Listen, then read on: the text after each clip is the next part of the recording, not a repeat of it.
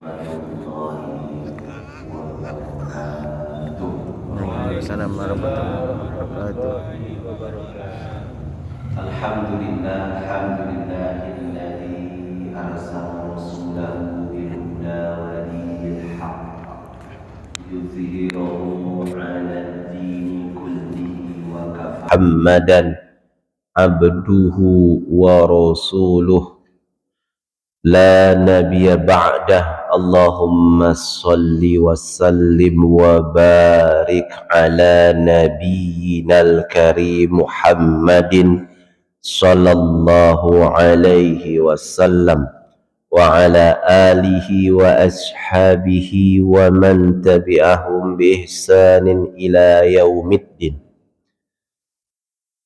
Amma ba'd, faya ibadallah, usi nafsi wa iyyakum bittaqwallah faqad fazal muttaqun kama qala ta'ala fi kitabihil karim ya ayyuhalladzina amanu taqullaha wa qulu qawlan sadida yuslih lakum a'malakum wa yaghfir lakum dzunubakum wa man yuti'illaha wa rasulahu faqad faza fawzan 'azima.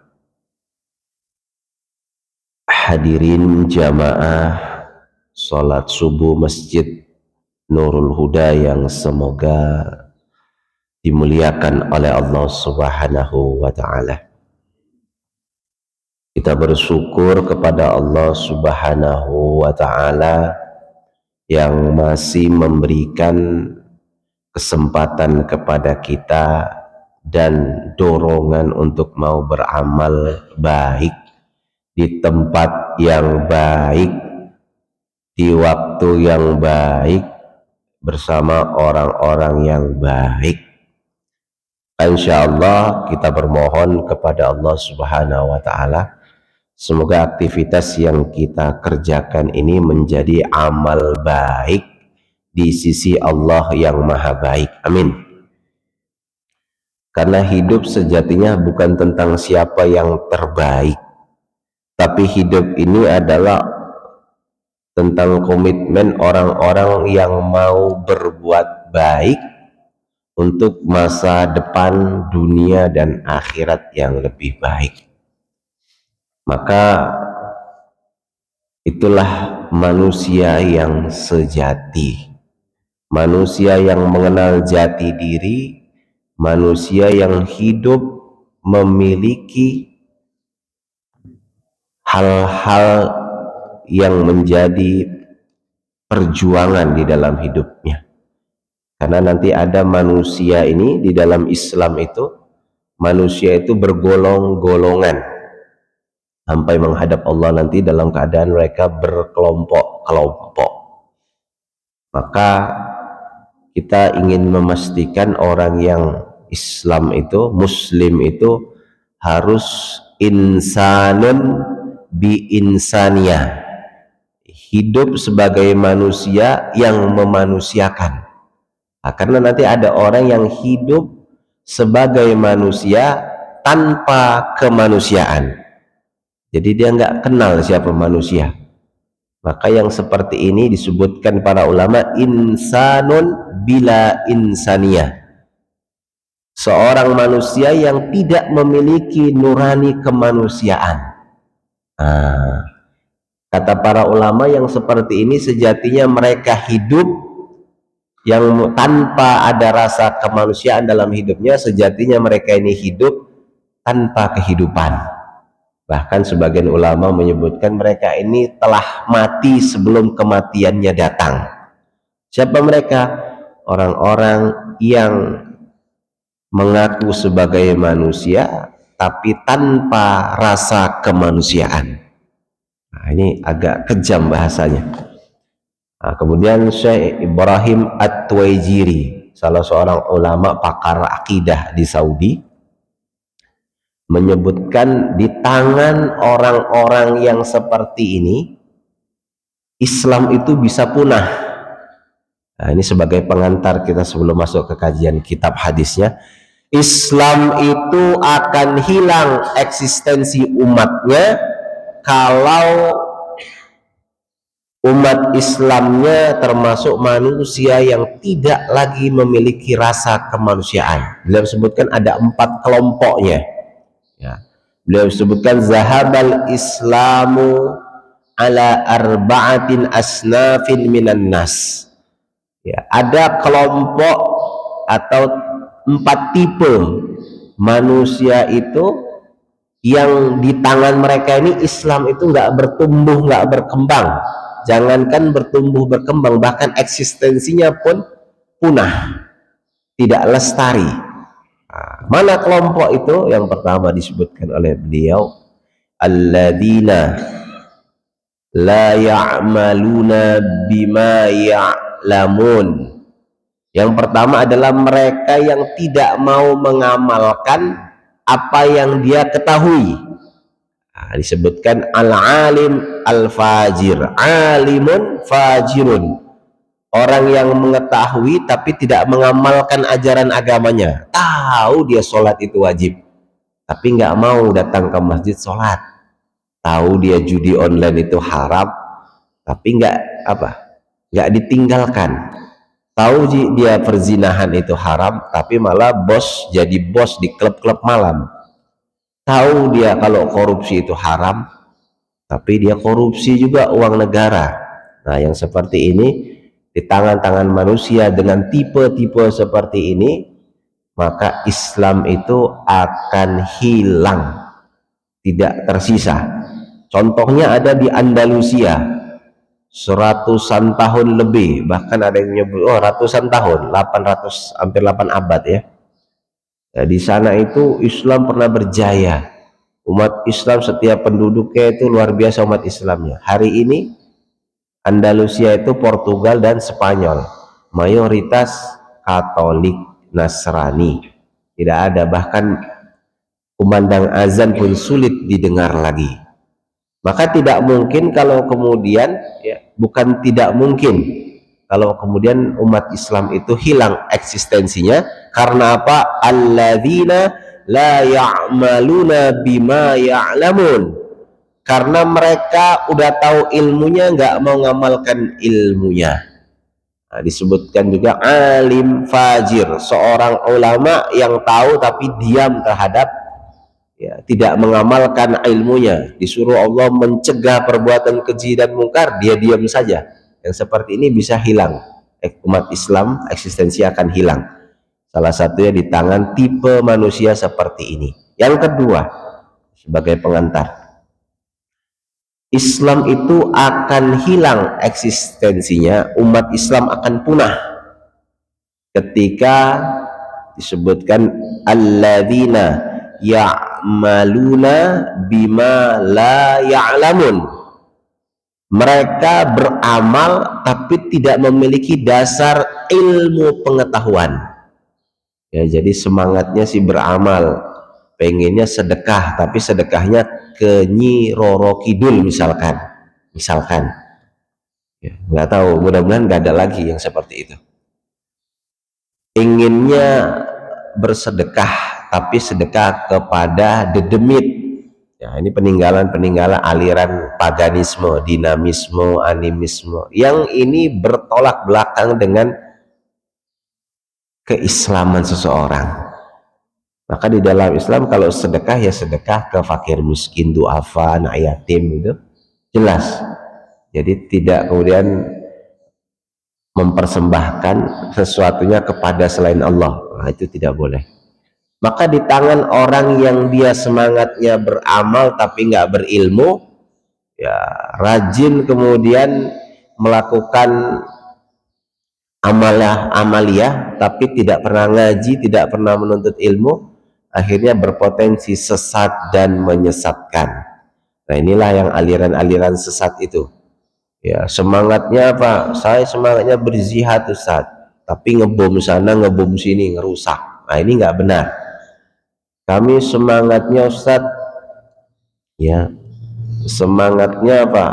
Semangatnya kami ngasih makan ya sama batu.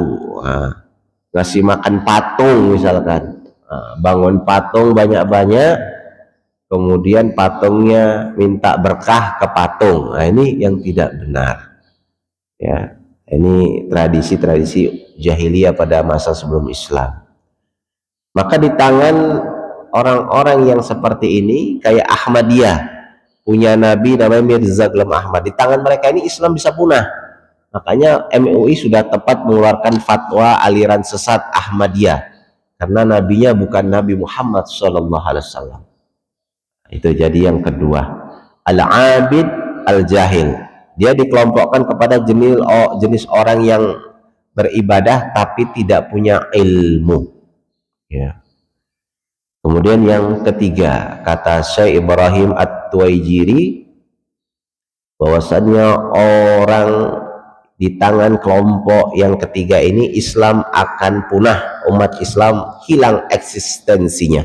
Siapa mereka? Alladzina la ya'lamuna wa la ya'malun. Adalah mereka yang udahlah tidak berilmu, nggak pernah datang ke majelis ilmu, nggak ngaji, dan nggak mau beramal juga. Jadi nggak ada ilmunya, nggak ada amalnya. Nah, di tangan yang seperti ini kebanyakan orang hidup itu sekedar hidup, ya. Ibaratnya kalau bahasa kita hewan bab satu. Apa Pak hewan bab satu? Babi, ya. Jadi hidupnya itu bisa dikategorikan seperti hewan bab satu, binatang, babi. Hidupnya sekedar hidup, makan, kemudian apa, kawin, ya, tapi tidak ada misi penghambaan kepada Allah. Kalau babi memang dia hewan tidak dihisap, tapi ini manusia dimintai pertanggungjawaban oleh Allah Subhanahu wa taala. Maka yang tidak berilmu dan tidak beramal ini, di dalam Al-Qur'an inilah salah satu yang nanti akan menghuni neraka jahanam, sebagaimana disebutkan oleh Allah dalam Quran surah Al-A'raf di ayat 179. Allah Subhanahu wa taala berfirman, a'udzu billahi minasyaitonir rajim, wa laqad zara'na li jahannama katsiran wal in. Sungguh pasti akan kami penuhi neraka jahanam itu dari kalangan jin dan manusia. Jin yang kafir kepada Allah masuk neraka jahanam.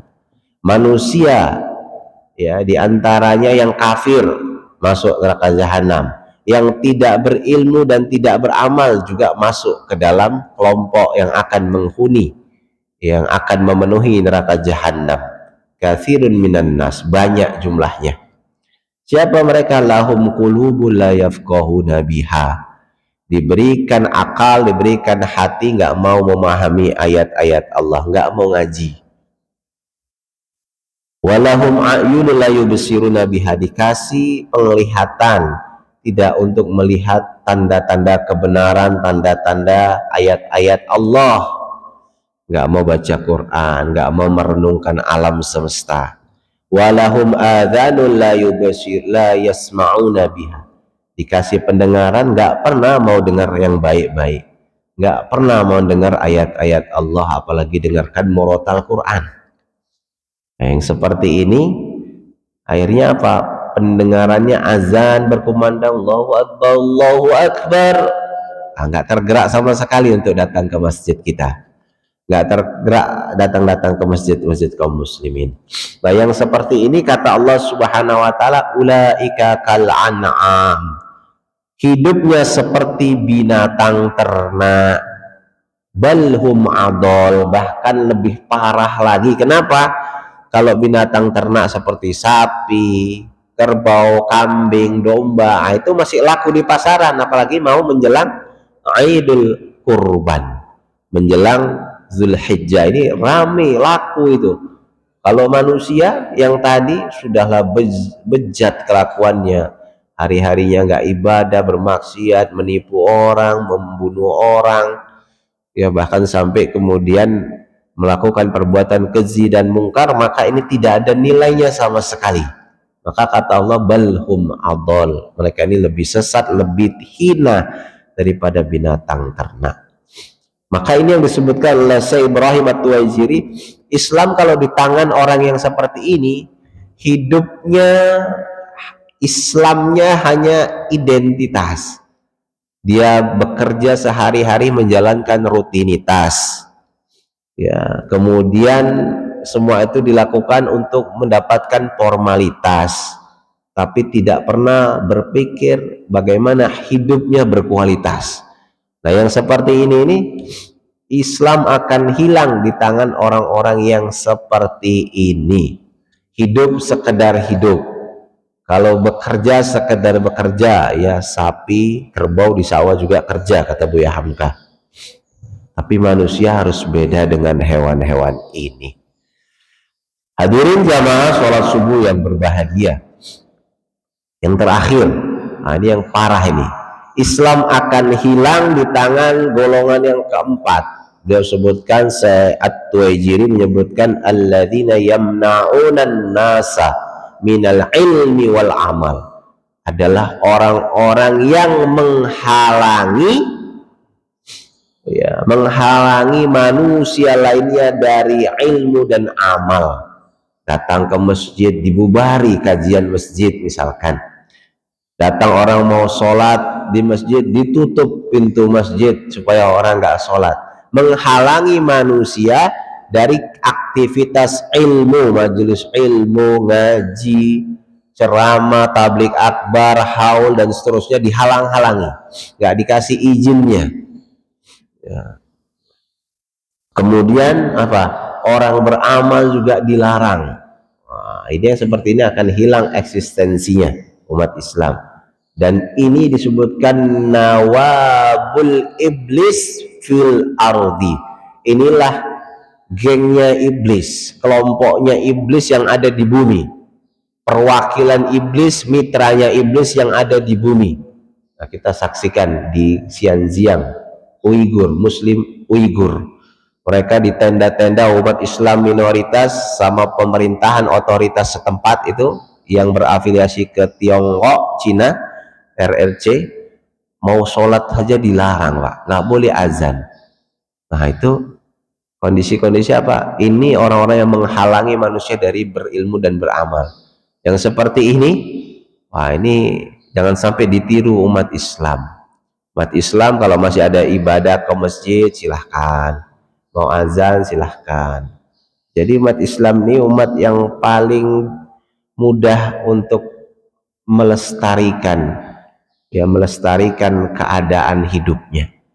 Karena orang Islam ini yang ramah lingkungan, ramah sosial, dan punya komitmen ibadah kepada Allah Subhanahu wa Ta'ala. Jadi kita berharap semoga kita, keluarga kita, masyarakat kita, kaum muslimin pada umumnya tidak termasuk di antara 4 golongan ini. Amin. Jamaah sekalian yang berbahagia, kita lanjutkan kajian al-hadis al-khamis as-salasun. Hadis ke-35 min kitab hadis al-arba'in an-nawawiyah, dalam kitab al-arba'in an-nawawiyah. Di hadis yang ke-35 Rasulullah SAW mengisyaratkan an Abi Hurairah radhiyallahu anhu qala Rasulullah SAW, dari sahabat Abu Hurairah radhiyallahu anhu, dia berkata bahwasanya Rasulullah SAW bersabda, qala Rasulullah sallallahu alaihi wasallam, Rasulullah SAW bersabda, la tahasadu wa la tanajashu wa la tabaghadu wa la tadabaru wa la yabi ba'dukum ala bai'i ba'din wa kunu ibadallahi ikhwana, al muslimu akhul muslim la yadhlimuhu wa la yakhdhuluhu wa la yakdhibuhu wa la yahqiruhu, hatta wa hahuna wa yusiru ila sadri thalatha marrat bihasbi imri'im min asyarri ay yahqira akhahul muslim, kullul muslimi 'alal muslim haramun damuhu wa maluhu wa irduhu, ruwahu Muslim. Dalam hadis yang singkat ini Rasulullah SAW bersabda, la tahasadu, Qauluhu la tahasadu yakni la yahsudu ba'dukum ba'da. Maksudnya jangan mendengki. Nah, jadi Islam ini dalam konteks bermuamalah, bermasyarakat itu dilarang kita membenci dan mendengki. Ya, pertama mendengki dulu. La tahasadu.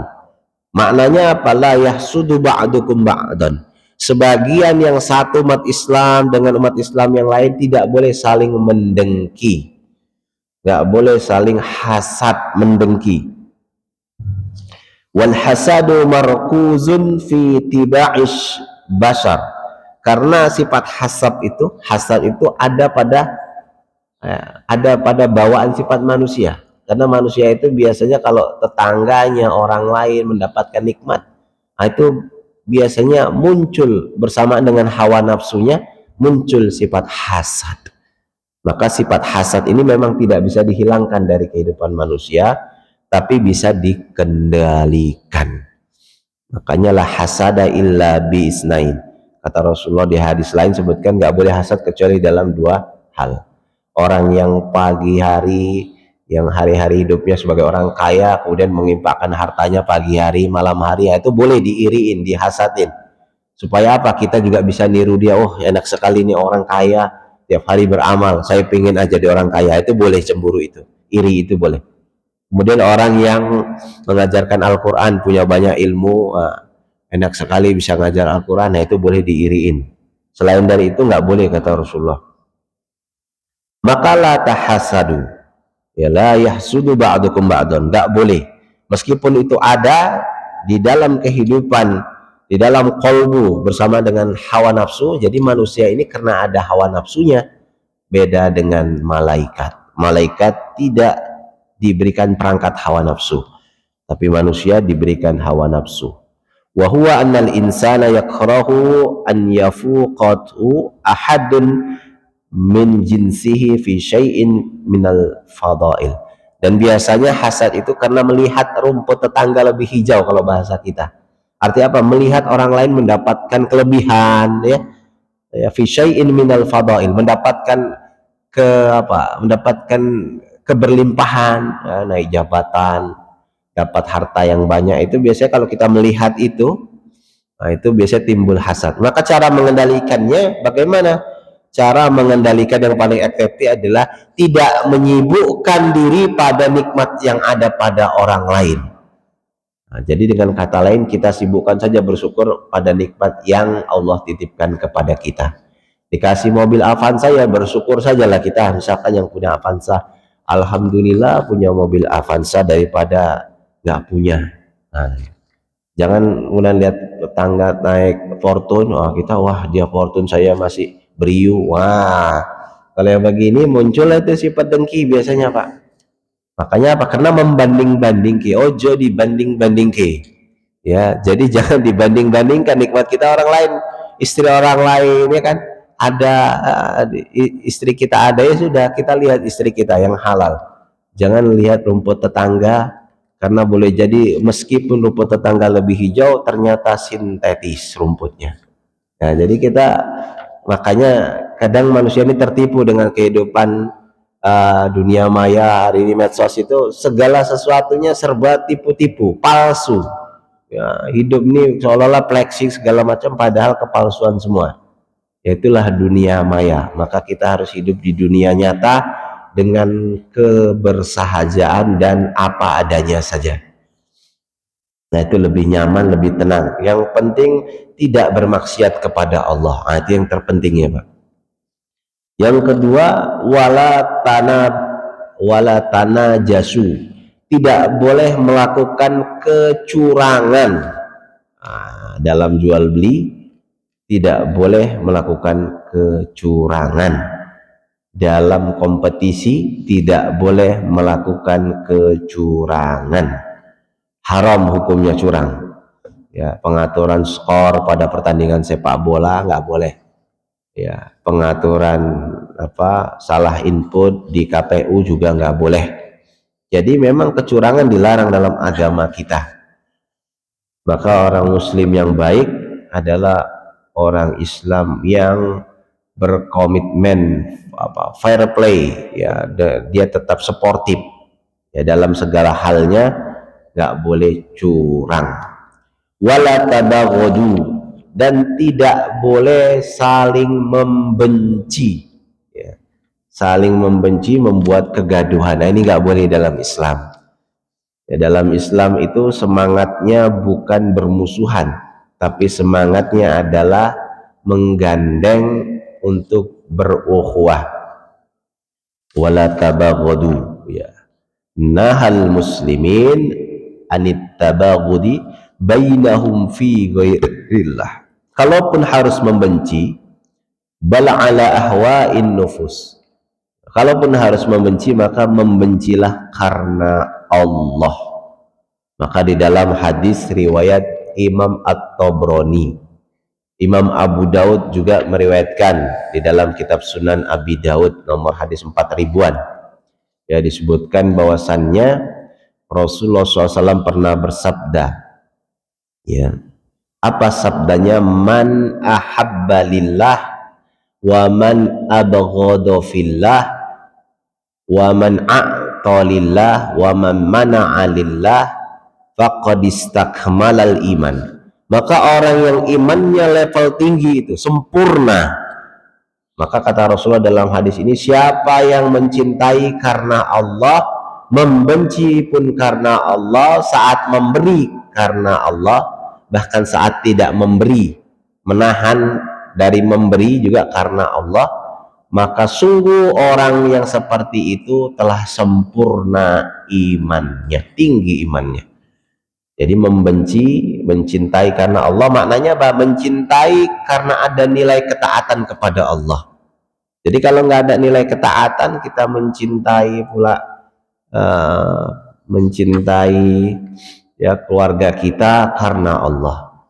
Jangan sampai kita mencintai istri tetangga ya karena Allah, saat ini nggak dibenarkan, karena cinta yang benar harus ada ketaatan kepada Allah, halal ya, harus ada kehalalan. Mencintai anak, istri kita, keluarga, orang tua, ayah, bunda ya, mama, bapak, kakek, terus maka itu bagian daripada mencintai yang disyariatkan ya. Termasuk mencintai kebaikan-kebaikan, nah itu jadi kita diperintahkan untuk itu. Dan kalaupun membenci, maka membenci karena Allah. Membenci orang-orang yang kemudian bermaksiat kepada Allah, kita benci maksiatnya, kita ajak orang maksiat, yuklah sama-sama kita ketaatan, menuju ketaatan kepada Allah. Jamaah sekalian yang berbahagia, kita lanjutkan hadisnya. Jadi yang pertama dilarang mendengki, yang kedua dilarang curang, yang ketiga dilarang untuk bermusuhan atau membenci dengan hawa nafsu, mendendam apalagi. Wala tadabaru, dilarang juga dari kata dubur. Dubur itu sesuatu yang di belakang, dilarang membelakangi, maksudnya dilarang kita berpaling, tidak tegur sapa, itu dilarang di dalam Islam. Jadi di dalam Islam ini ya, ketika ketemu maupun kenal nggak kenal, idealnya, utamanya adalah saling tegur sapa. Jadi tidak boleh saling ketemu orang papasan ke kiri, ke kanan. Nah itu tidak boleh, Pak. Nah, berbeda sedikit, ini beda kajian, beda ustadznya, oh saya tidak mau dengan ini, ini nggak mau lagi dengan ini, geser kanan. Kalau seperti itu, maka yang diuntungkan adalah kerja-kerja iblis untuk memecah belah orang-orang yang beriman. Jamaah sekalian, kemudian dilanjutkan hadisnya. Dalam hadis ini jadi dilarang kita untuk berpaling dengan yang satu, wala yabi ba'dukum ala bai' ba'din. Bahkan dilarang kita membeli pemberian orang lain. Jadi orang sudah beli ini, kita nggak boleh kemudian kita serobot, saya yang beli. Nah, ini termasuk nanti dalil menjadi tidak boleh kita melamar ya, tidak boleh kita melamarkan putra kita kepada perempuan yang sedang dilamar oleh orang lain. Jadi ada dia sedang proses lamaran dengan si A, tiba-tiba kita ini karena anak kita mau melamar juga, kita lamar di atas lamaran orang lain, itu tidak boleh. Termasuk kita tidak boleh membeli yang pembelian yang sudah ada pada orang lain. Jadi tidak boleh melakukan sesuatu yang sifatnya keserakahan, ya. Wa kunu ibadallahi ikhwanan, dan Allah Subhanahu wa taala, ya, ini termasuk yang memerintahkan pula. Jadi Rasulullah SAW kasih isyarat, wa kunu ibadallahi ikhwanan, dan jadilah kalian sebagai hamba-hamba Allah yang bersaudara. Nah, ini dia poinnya. Jadi membangun persaudaraan itu bagian daripada perintah agama kita. Membangun persaudaraan itu bagian dari perintah Allah dan Rasulnya, hadirin sekalian. Maka aliran-aliran Islam yang menyimpang dari jalan Allah dan Rasulnya biasanya mengajarkan perpecahan, mengajarkan umat Islam untuk jauh dari muslim lainnya. Maka coba kita perhatikan Ahmadiyah, mana pernah dia mau bersaudara gitu ya. Kebanyakan mereka itu eksklusif membangun kelompoknya masing-masing. Nah, ini ciri-ciri aliran sesat itu, dia eksklusivitas, tidak terbuka. Padahal Islam ini rahmatan lil alamin, ini terbuka. Jangankan untuk orang yang sudah bersyahadat, yang KTP-nya Islam, orang non muslim saja boleh masuk ke dalam Islam, terbuka, inklusif. Nah, jadi ini penting buat kita bersama, terlebih masyarakat kita masyarakat yang beragam, heterogen, bineka. Ya, maka kita di Indonesia punya slogan Bhinneka Tunggal Ika yang dituliskan berada di pitanya Garuda, itu lambang Garuda di pitanya dari Empu Gandring, bukan ya Pak, Empu Tantular ya. Yang dicatatkan oleh Empu Tantular, Bhinneka Tunggal Ika itu bersatu, berbeda-beda, beragam, beraneka ragam, tetap satu jua. Ya. Apa satu jua? Kalau dalam konteks negara ya persatuan Indonesia. Kalau konteks Islam apa? Mengajak manusia ke jalan Allah, jalan yang lurus, jalannya cuma satu. Maka Islam satu-satunya jalan menuju Allah yang akan sampai kepada Allah. Bukan salah satunya, tapi satu-satunya. Itu keyakinan kita, ya. Jadi kalau ada orang Islam, boleh nggak meyakini itu? Ya boleh, itu wajib bahkan. Dan itu dilindungi oleh Konstitusi pasal 29 ayat ke-1 dan ke-2. Wa kunu ibadallahi ikhwanan, hadza zakarahun Nabi SAW kat-ta'lil lama taqaddam wa fihi isyaratun ila annahum idza taraku at-tahasadu wat-tanajasa wat-tabaghada wat-tadabara wa bai' ba'dhum ala bai' ba'din kanu ikhwanan. Maka untuk menjadi hamba Allah yang bersaudara, maka tidak boleh ada kedengkian tadi, tidak boleh kita mendengki saudara kita. Ya. Maka kedengkian itu kalau bagi orang-orang beriman, nah di sini disebutkan diantaranya, ya, kalau orang-orang beriman itu, nah ini dia, disebutkan oleh Syekh Abdul Aziz At-Taraifi bahwasannya kalau orang-orang yang beriman itu mendengki dia dalam hati kadang. Jadi di hatinya ada, tidak merasa iri gitu, itu cuma dalam hati, tidak diucapkan, tidak dipraktekkan. Tapi kalau orang yang berpenyakit hatinya, nah disebutkan orang-orang munafik itu ketika dengki itu menjadi perbuatan, menjadi ucapan, sehingga apa? Memfitnah orang, ya. Memfitnah, diantara bentuk memfitnah ini jangan dekati si fulan. Nah itu padahal tidak ada itu. Akhirnya apa? Menggosip orang, memprovokasi orang, padahal sesuatu itu tidak ada pada orang itu. Ya, jadi seperti itu. Mengadu domba termasuk diantaranya namimah itu. Jadi itu dilarang. Maka untuk menjadi hamba Allah yang bersaudara itu, satu, harus kendalikan kita punya sifat hawa nafsu itu, terutama berkaitan dengan kedengkian. Jangan sampai kita mendengki saudara kita. Maka ini ada seorang di zaman sahabat ini orang kata Nabi setiap keluar dari Masjid Nabawi, ini ahli surga. Itu ada orang lewat ahli surga 3 kali, 3 hari berturut-turut. Maka para sahabat-sahabat ini melihat, nih siapa kok sahabatnya nggak dikenal. Kemudian ada salah seorang sahabat ingin menguntit itu apa, mengikuti nginap di rumahnya supaya tahu nih amalannya apa, ini rahasianya. Kok kata Nabi setiap dia lewat nih masuk calon penghuni surga.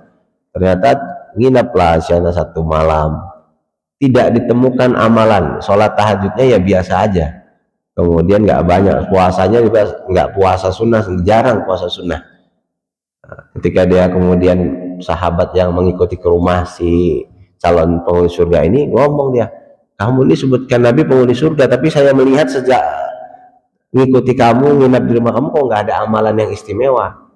Maka akhirnya pulang nih sahabat, tapi sebelum pulang dibilang, wahai saudaraku sini, saya nggak tahu itu apa, tapi saya itu tiap malam sebelum tidur saya memaafkan semua kesalahan saudara-saudara saya, dan saya tidak pernah terbesit kedengkian di dalam hati saya kepada saudara saya.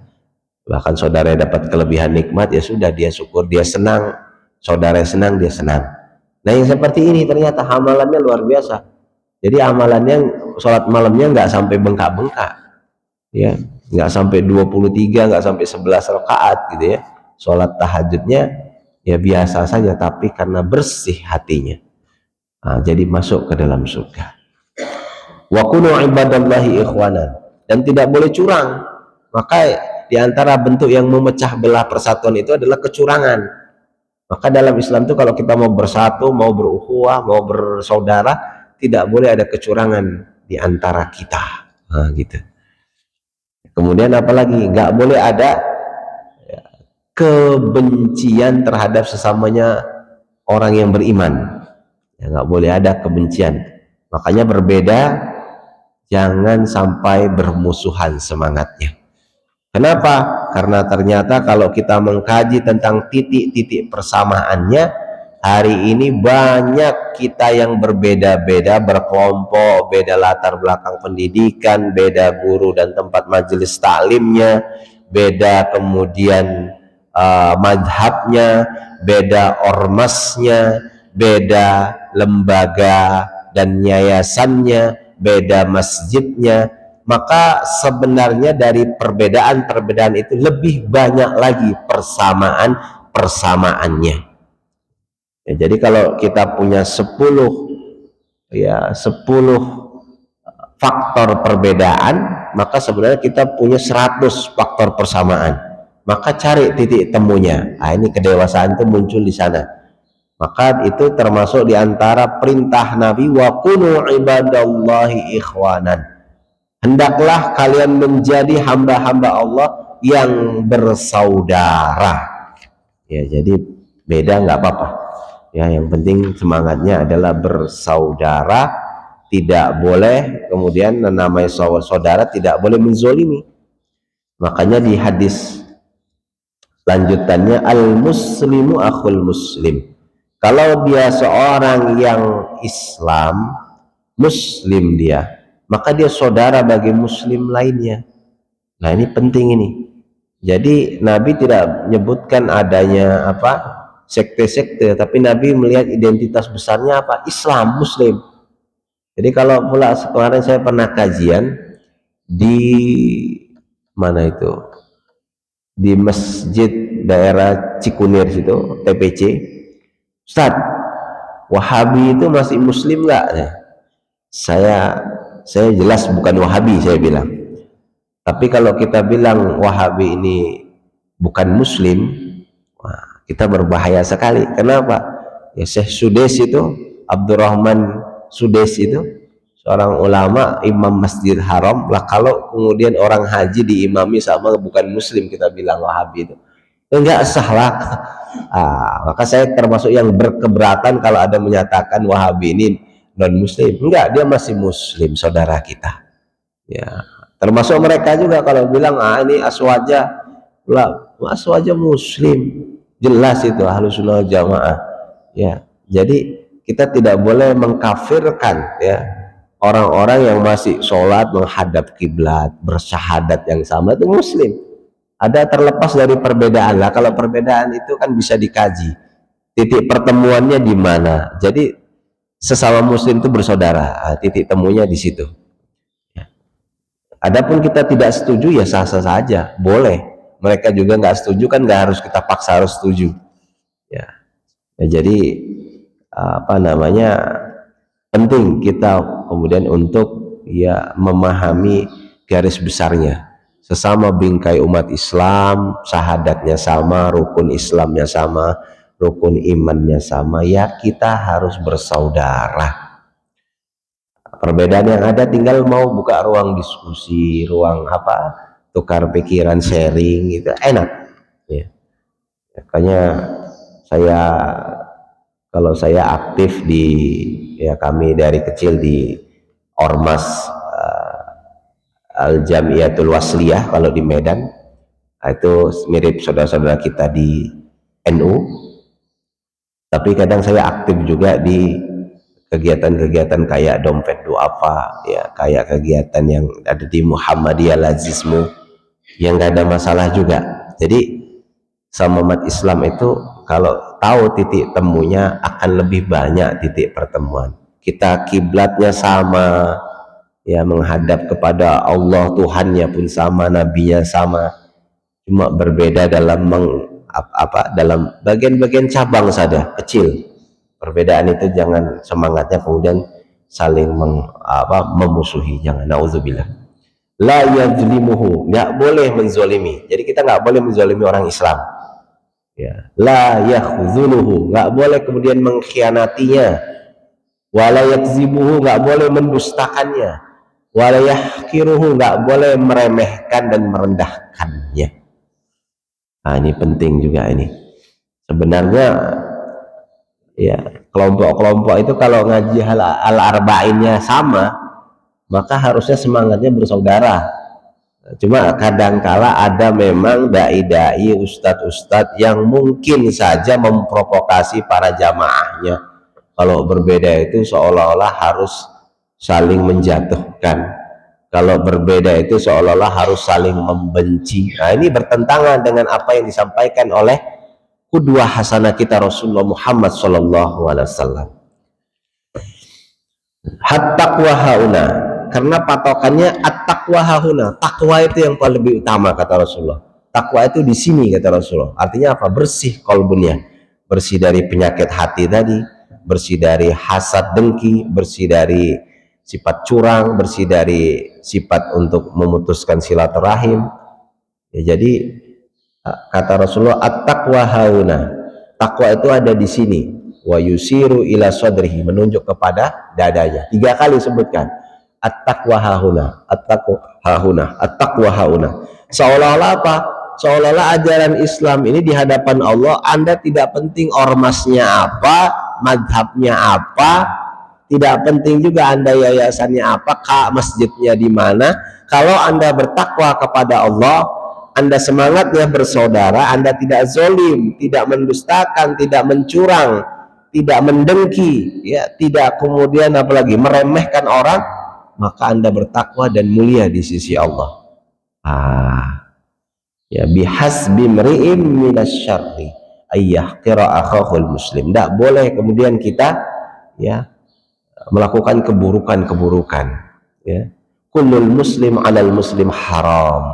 Setiap muslim terhadap muslim lainnya itu dijaga apanya? Haram, ya, artinya terhormat, ya, dari kata mahrum, ya, bukan muhrim. Kalau muhrim itu orang yang berihram. Jadi masyarakat kita ini bedakan antara mahram dengan muhrim. Kalau mahram itu yang tidak, yang haram, ya, misalkan kita punya adik, nah itu kan mahram, kita boleh berjabat tangan, itu mahram.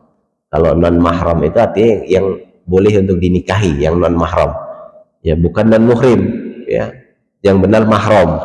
Tapi kalau muhrim itu orang yang sedang berihram. Nah, ini di Mekah udah kalau pakai itu pakai pakaian ihram, nah itu disebut orangnya muhrim. Maka kullul muslim 'alal muslim, kata Rasulullah, setiap muslim atas muslim lainnya itu haram, terpelihara apanya? Damu, darahnya. Maka nggak boleh saling membunuh. Sesama umat Islam nggak boleh bunuh-bunuhan, Ya, wa maluhu, nggak boleh saling merampok hartanya, membegal nggak boleh, mengkorupsi hartanya nggak boleh, menggelapkan harta orang nggak boleh. Wa maluhu, kenapa diharamkan oleh Allah hal seperti itu? Wa irduhu, kehormatannya juga dijaga. Nggak boleh kemudian kita karena kebencian kita kepada tetangga kita membuat kita memfitnah, merusak kehormatannya, ini nggak boleh. Ya, naudzubillah. Ruwahu Muslim, hadisnya ini diriwayatkan oleh Imam Muslim. Jadi kesimpulan dalam hadis ini satu, yang pertama Islam itu mengajarkan kita untuk membersihkan hati kita dari sifat-sifat yang tercela. Dua, intisarinya dari hadis ini Islam mengajarkan kita untuk menjadi hamba-hamba Allah yang semangatnya bersaudara, membangun kebersamaan, membangun persatuan. Agar apa? Agar mencari titik-titik temu, ya, mengurangi titik-titik perbedaan, kesampingkan, utamakan persamaan-persamaan. Nah, itu lebih enak. Kemudian yang ketiga, karena standar kebaikan kita, kemuliaan kita di sisi Allah adalah ketakwaan kita kepada Allah. Siapa yang takwa itu adalah orang yang paling bagus akhlaknya. Dalam bermuamalah sama muslim lainnya, dia tidak menzolimi tadi, tidak mendustakan, tidak meremehkan, merendahkan, tapi dia memang semangatnya memberikan hak-hak saudaranya sesama muslim. Hakul muslim alal muslim sittah, ada 6. Dalam hadis lain sebutkan, ya, seorang muslim dengan muslim lainnya punya haknya. Apa? Memberi salam, menjawab salam, kalau sakit ya dilihat, dijenguk, ya diantar jenazahnya. Jadi hal-hal seperti itu, hal-hal yang sudah diajarkan sejak kecil kalau dari kita di Indonesia ini, ya, dengan PMP, ya, moral, pendidikan moral Pancasila belum mengajarkan juga seperti itu, akhlak, ya. Tentu ini harus kita lestarikan bersama. Wallahu alam biswab. Demikian yang bisa kita sampaikan pada kesempatan yang berbahagia ini, kesempatan yang baik ini. Semoga apa yang kita sampaikan bisa kita amalkan, bisa kita pahami tentunya dengan baik, dan kita pun terus bersemangat untuk menjadi orang-orang baik yang senantiasa menghadirkan hal-hal yang baik. Amin. Allahumma amin. Aqulu qouli hadza astaghfirullah li wa lakum. Kalau ada yang mau ditanyakan atau ditambahkan, kami persilahkan. Barakallahu fikum.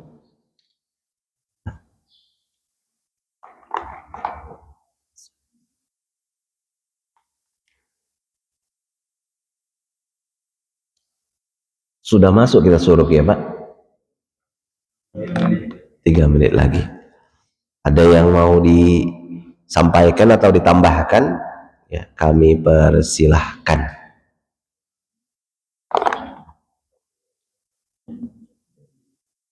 Silahkan Pak. Waalaikumsalam warahmatullahi wabarakatuh.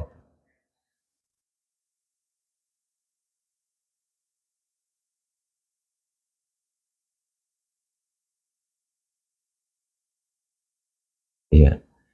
Hizbut Tahrir Indonesia. Oh, secara umum nggak pakai Indonesia, Pak. Baik. Ya, bagaimana dengan saudara-saudara kita? Nah, keberatan nggak kita kalau kita panggil saudara-saudara kita? Ya, saudara-saudara kita ya harusnya tidak perlu keberatan, ya. Karena saudara itu kan ada yang saudara seakidah sama muslim, ada saudara sebangsa gitu kan. Ya, mereka ini kan masih punya KTP. Perasaan saya rata-rata kalau di Indonesia kan ada HTI yang sudah dibekukan, ya, izinnya zaman periode sebelumnya. Nah, itu kan mereka masih punya KTP dan mereka masih berbangsa Indonesia, ya, berbahasa Indonesia.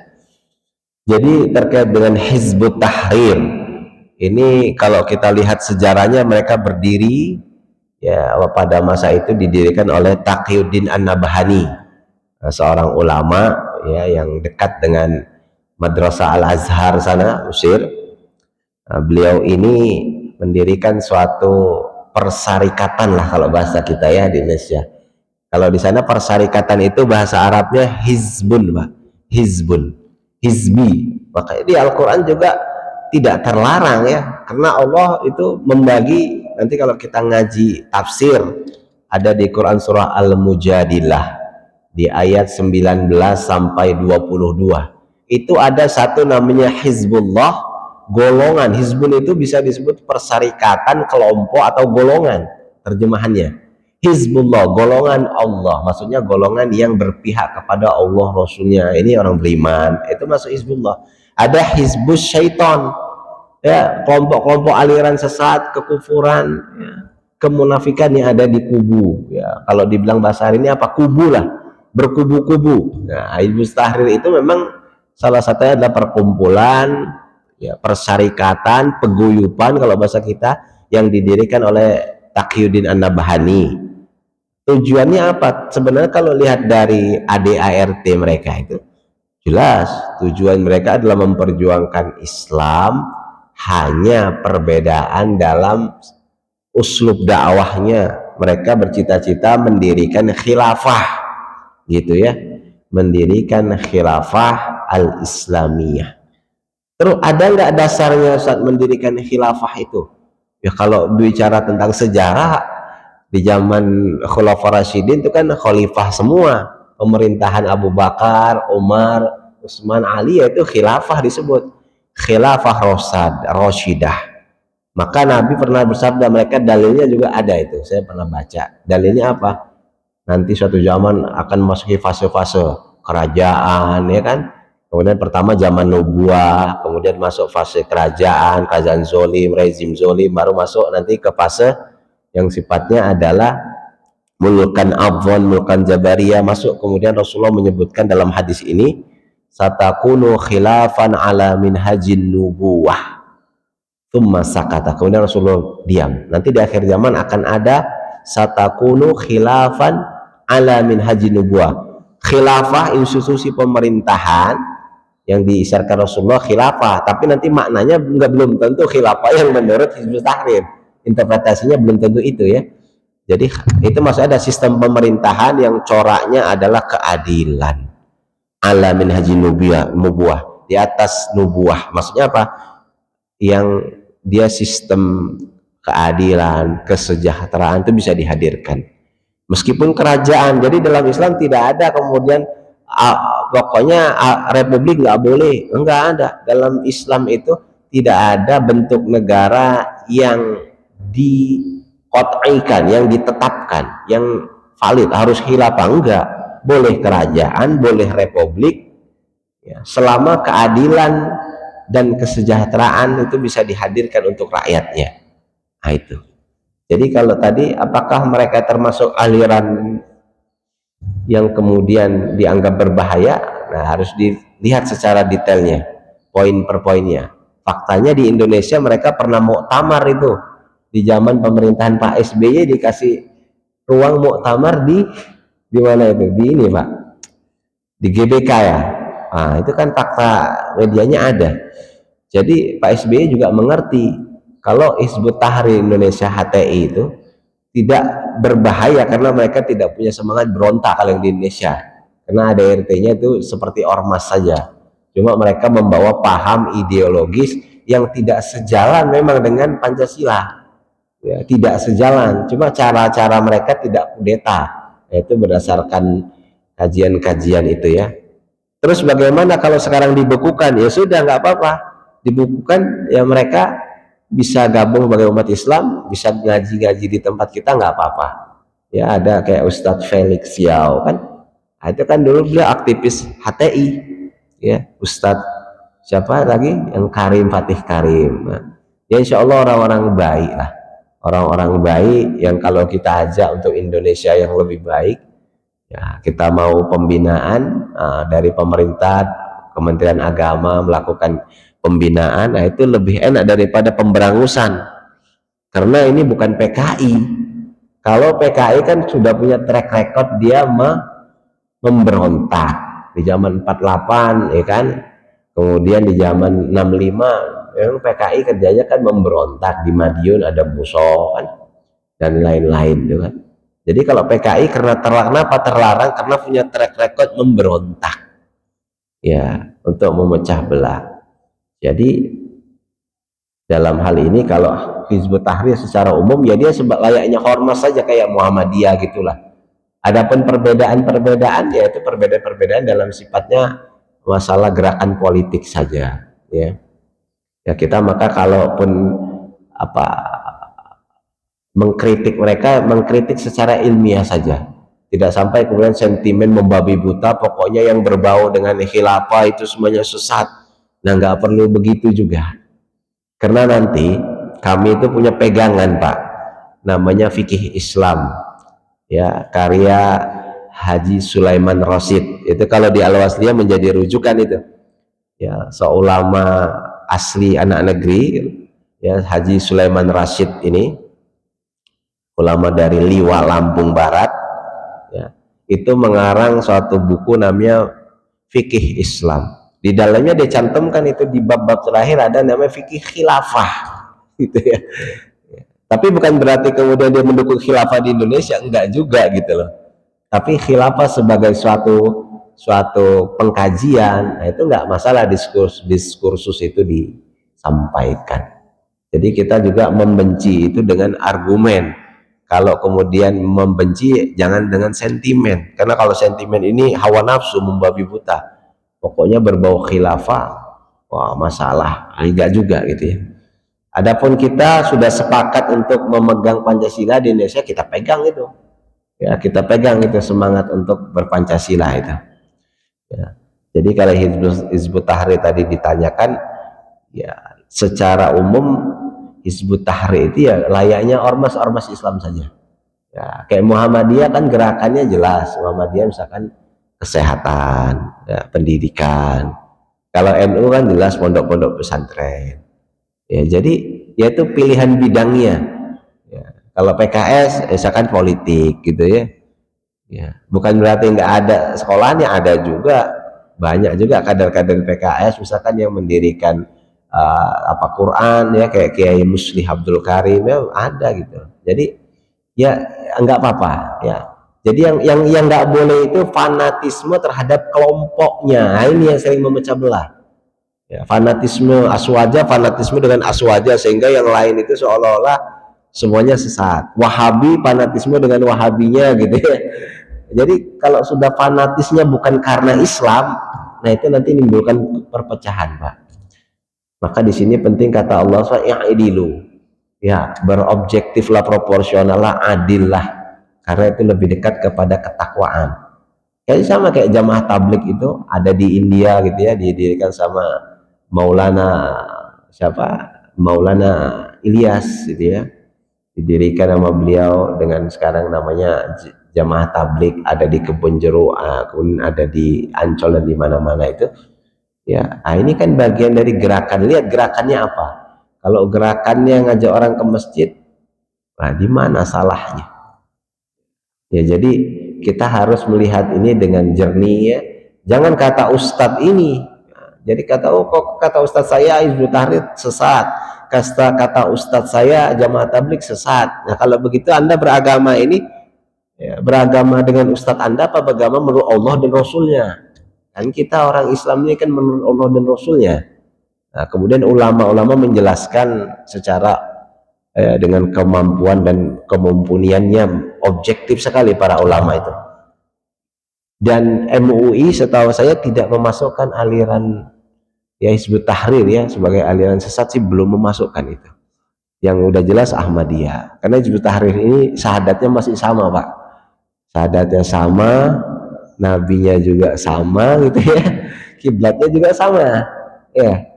Coba siapa yang nyesat-nyesatkan Hizbut Tahrir, saya mau tanya itu Hizbut Tahrir itu apakah Anda kafirkan orang-orang seperti Felix Xiao sama siapa Fatih Karim misalkan, itu kan aktivis ya yang dibesarkan di HTI kan tidak. Jadi adapun perbedaan ya jelas perbedaan ada kan, ya tinggal forum diskusi para ahli. Allah alam bisawab. Pak Syaflin, barakallahu fikum. Ada lagi Pak yang mau nambahkan? Ya, kalau tidak ada Pak, cukup. Oh, tunggu Pak, silakan.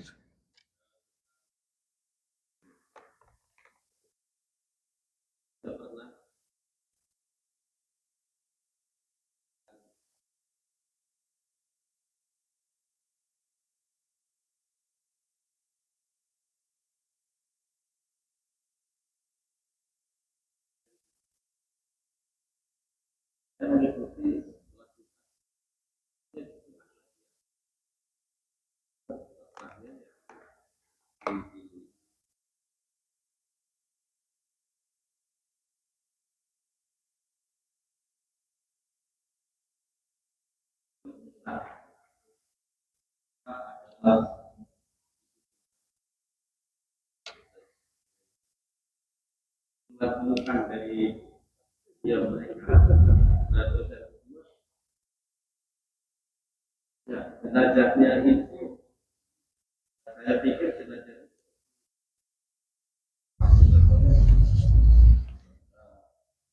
itu harus diorong di kemudian maksudnya itu dilatih apa dia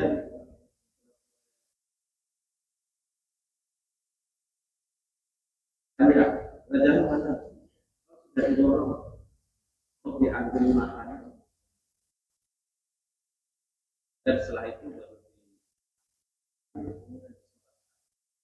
kuatnya itu bukan di dalam tapi di emperan tapi juga dirinya itu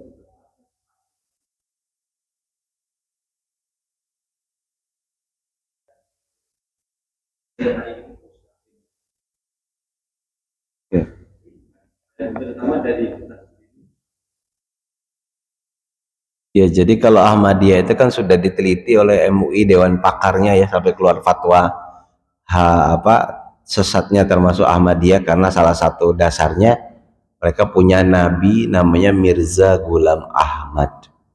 Nah, yang seperti ini memang pemerintah bisa hadir untuk membina mereka karena sebagian saya yakin sebagian mereka itu ikut-ikutan tadi itu Pak, ikut-ikutan dan tidak mengerti tadi karena banyak orang beragama itu ikut-ikutan ya, termasuk berahmadiyah itu ikut-ikutan juga banyak itu Pak.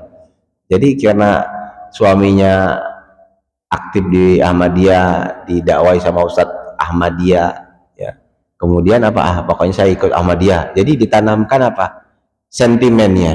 Jadi karena agama ini paling mudah untuk memecah belah itu kan lewat agama Pak, rata-rata paling mudah untuk memprovokasi. Kenapa orang beragama ini cenderung sentimen, emosional, jadi kadang tidak rasional dia gitu loh. Nah itu terus bagaimana? Yang pertama memang kalau kita temukan ada saudara-saudara kita anak bangsa Indonesia yang ngakunya Islamnya Ahmadiyah, maka ini harus kita ingatkan kalau kita tahu.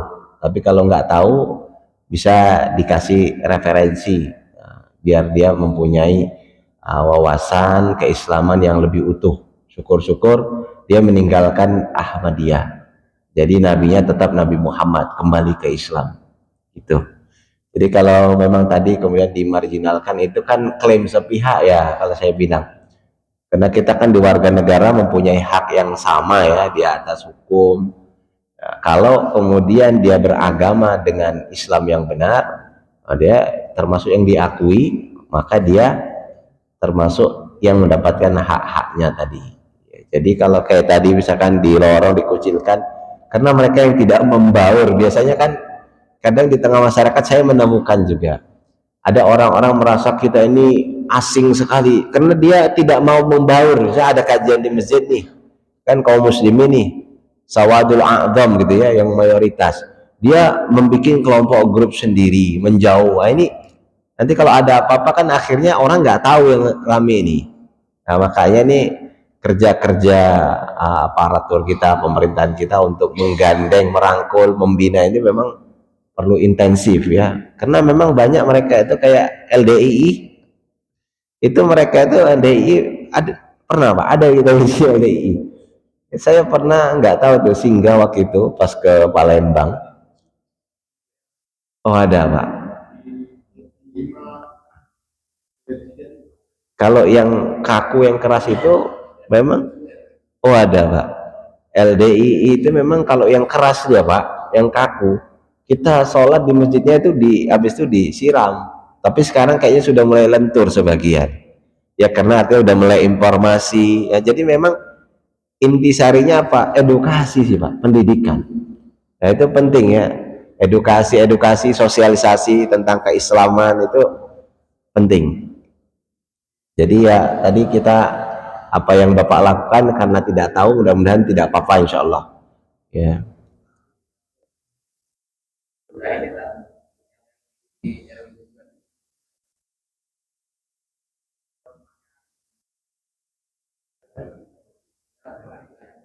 Alhamdulillah, alhamdulillah.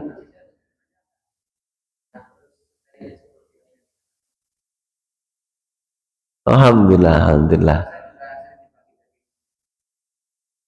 Alhamdulillah. Ya, baik. Saya bahkan punya Pak D, Wak, ya, LDI juga. Jadi ya itu yang mereka sampai kepada mereka infonya. Yang penting tadi kita ingin mengajak lah, bahwasannya Islam itu jangan sampai apa tersektor terkotak-kotak dan masing-masing berbangga dengan kelompoknya dan meremehkan yang lainnya, ini yang nggak boleh. Jadi Islam itu nggak apa-apa dia berormas-ormas silahkan, tapi semangatnya untuk Islam satu. Semangatnya kalau dia di Indonesia untuk Indonesia harus bersatu gitu ya. Karena itulah ajaran yang diisyaratkan di dalam Islam, wa kunu ibadallahi ikhwanan. Jadi hamba-hamba Allah yang bersaudara. Wallahu a'lam bishawab. Mudah-mudahan apa yang sedikit kita sampaikan bermanfaat buat saya pribadi, khususnya buat kita semua. Semoga ini menjadi amal ibadah kita semua. Saya mohon maaf jika ada salah menyinggung perkataan kepada Bapak dan hadirin semua. Pada Allah Subhanahu wa taala kami mohon ampunan. Demikian yang bisa kita sampaikan. Kita tutup dengan doa kafaratul majlis. Subhanakallahumma wa bihamdika asyhadu an la ilaha illa anta astaghfiruka wa atubu ilaik. Wallahul muwafiq ila aqwamit thariq. Assalamualaikum warahmatullahi wabarakatuh.